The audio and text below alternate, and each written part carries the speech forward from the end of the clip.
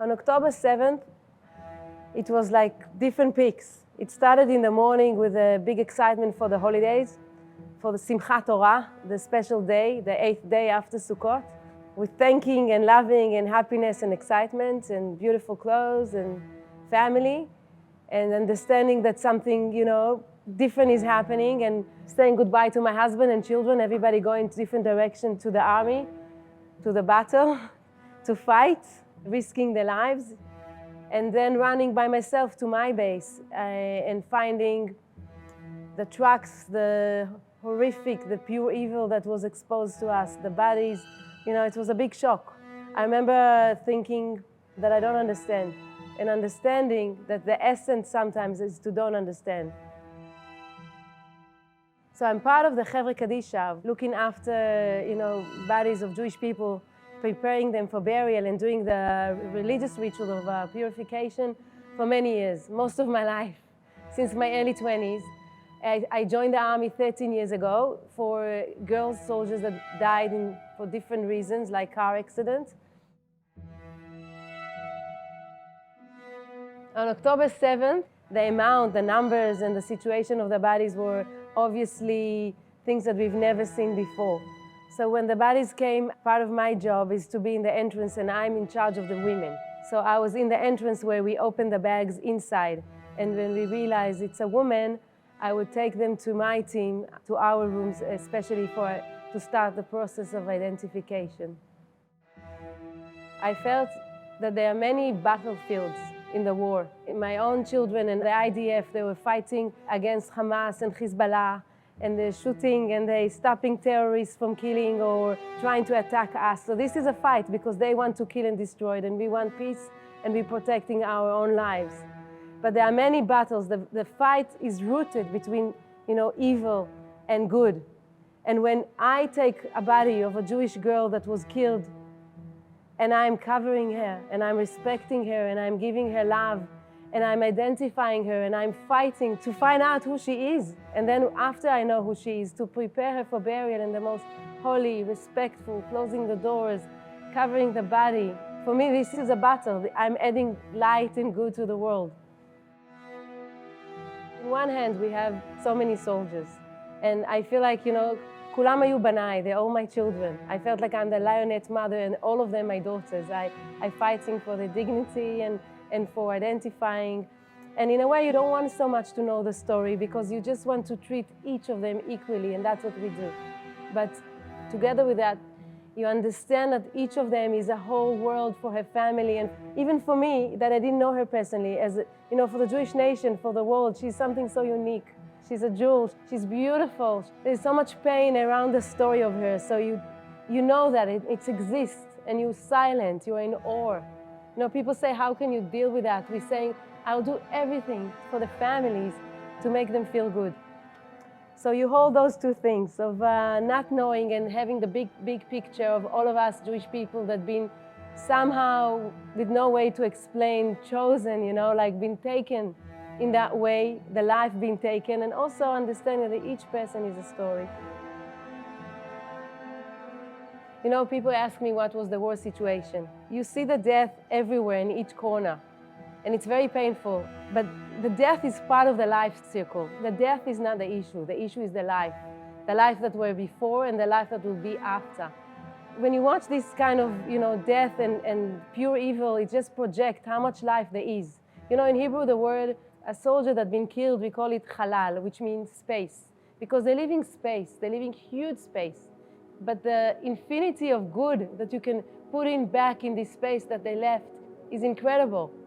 That when I leave the room where I treat the soldiers and I put them in a coffin after all what we do and let them go to their last journey, I come out and I love life. I'm eager to life.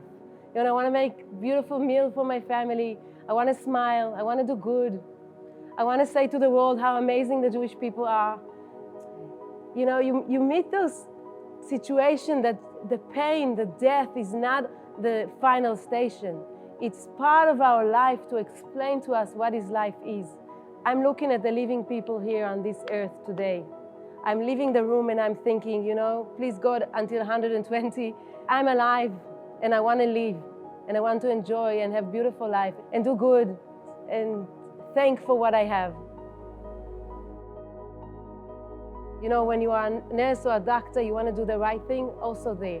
So I'm not thinking so much spiritual. I'm thinking what I need to do in order to give the dignity and to prepare them in the best way that we can.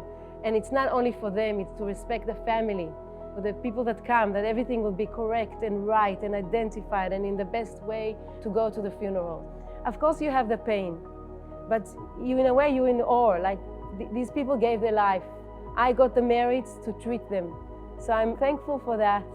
The Talmud says that where those people that have been killed because they were Jewish, no one can be with them in the same section. They beyond me. So I'm feeling the obligation and also the merit that I somehow got to this position. I've been chosen from God to do this job, and I want to do what I need to do in the best way I can. In the beginning of the war, when we got all the soldiers that had been killed, we really wanted to identify them as fast as possible. That, you know, the parents are standing outside, that giving phone calls, that in the papers, in everywhere, in social media, who saw my child, where are they? You don't know if they've been kidnapped. So you really want to identify them. So there is like a sort of a fighting mode to fight and identify as fast as possible. And many times we really needed the DNA. On the other hand, we have to work very slowly and accurate because you don't want to do any mistakes. So I spent, you know, many nights upstairs in the labs trying to identify the soldiers' girl that were missing, that we were not sure if they were kidnapped or been killed. And who are they? Who are they? Such a simple question, but you're next to a body and you say, Mia. I prayed, please help me to find, you know, X and those girls. So I spent many hours in the DNA labs, and things took long. We had many to identify, and every check would run. Sometimes we had to wait 6 and 8 hours.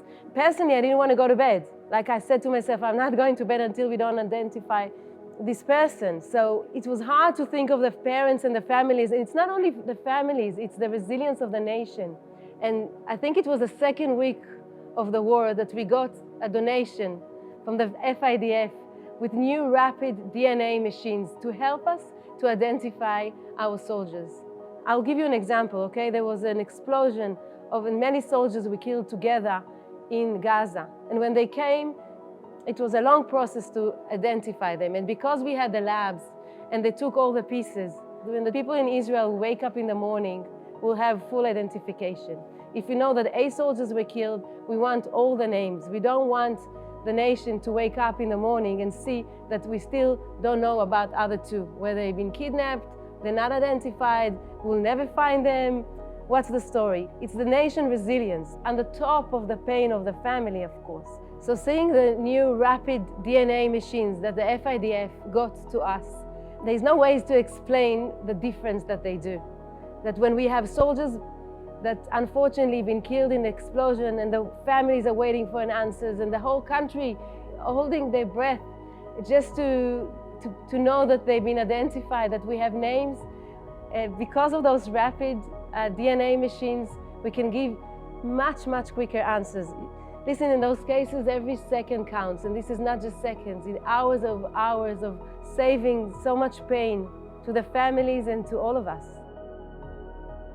When the family comes to the base, they come to separate from their child or from the husband or the father, the mother. It's a very, you know, intimate moment that you step back and you let them be there. You're just there for them in the back, but this is their moment. Every family has different way of expressing and saying goodbye. I can share with you, you know, a story of a family that all hugging each other in a circle around the coffin and singing Hamalach HaGoel Oti. There's a lot of songs going around. Sometimes the family just want to feel the child. If they can, they want to see the face or hold the hand or feel something of the energy. I was talking to a friend of mine that lost her son, and she said that her husband told her when they came in, he said, every Shabbat when I go to the synagogue with my children, I open the talit and I cover them all under the talit in the blessing of the Kohanim. And now I'm going to miss a child. And he said, I want to tell the world. That's what he said in the room. Hug your children. Appreciate the life you have, because you never know. There's another story of a woman, Hadass, that when she had to say goodbye to her husband, she said, when we got married, we had this, you go to Cheder Yichud, it's a special room after the chuppah, that you just be with your husband for a short time and then you go back to the party. And she said, I had it twice, once in our wedding and once now when I'm saying goodbye. And she thanked him. She thanked him for all what he gave her. And she said to him, she's very proud of him. But of course, the pain is unbearable. You just stand back and you look at their pain and there's nothing you can say. You just want to give comfort. You just want to hold them. You want to take part of the pain. You stand there and there's no words. There are no words for that. Even in the room, I get angry, It's an anger of pain that this situation happening. I'm going around the world and people say to me, you're Jewish. This is your God, this is your nation, look what happened to you. I want to be, a proud Jew, be a light to the nation, show the good, show the beauty, behave nice, behave good, not to come with my hands full of blood and say, they killed us, they murdered us. But this is another side of the story. There is the side of the pain. Yes, they killed us, they murdered us, and we're angry and we're upset. And it's not only for the girls and the people, it's for your name, God. It's for the name of your nation. So there is an anger.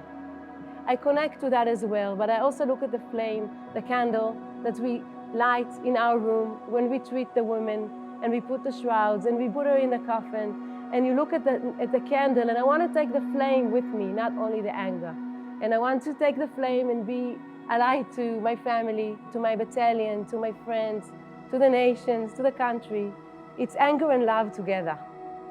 There's a story that I really relate to in the book of the Kings. There was a prophet called Elisha. He was staying at this house and the woman there was helping him. He wanted to pray especially for her and for whatever she needs. And he asked her about her name and who she is. And she said to him, "Betoch ami ani yoshevet." I'm sitting within my nation. And that's my feeling, that I'm part of the nation. We all here, people, everyone doing their job. Some, fight, some do identification. We have doctors, we have nurses, we have teachers in school.